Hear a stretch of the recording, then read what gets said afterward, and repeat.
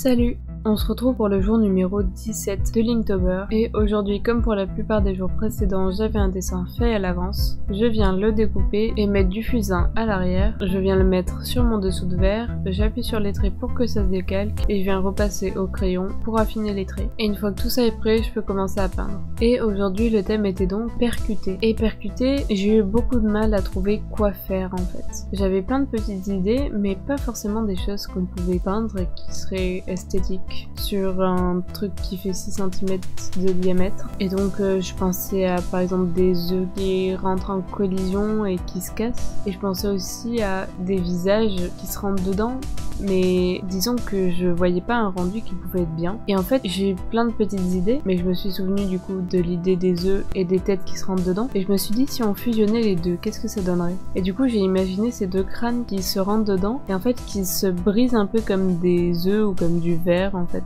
Et vraiment je pense que c'est une des meilleures idées de peinture que j'ai eues depuis le début.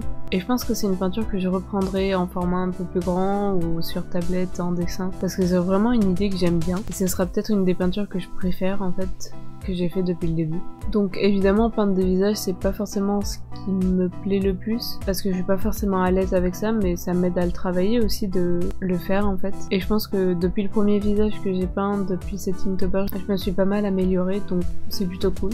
J'ai aussi pas mal travaillé sur les couleurs parce que souvent mes teintes de peau étaient un peu grisâtres, voire un peu violacées et pas vraiment beige, donc là je me suis vraiment attardée sur la couleur que je prenais, et évidemment sur les ombres aussi parce que c'est très important. Donc je viens bien marquer en noir les fissures pour que quand je vais repasser de la peinture par dessus elle se voit à travers et que je puisse les repasser par la suite, parce que c'est vrai qu'au crayon si j'avais mis de la peinture dessus on l'aurait plus vu.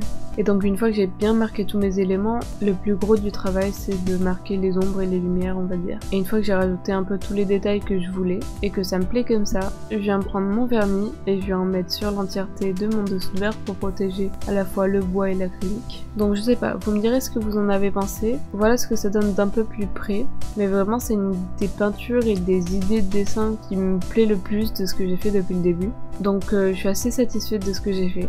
Donc en tout cas, on se retrouve dans une prochaine vidéo. Donc à demain!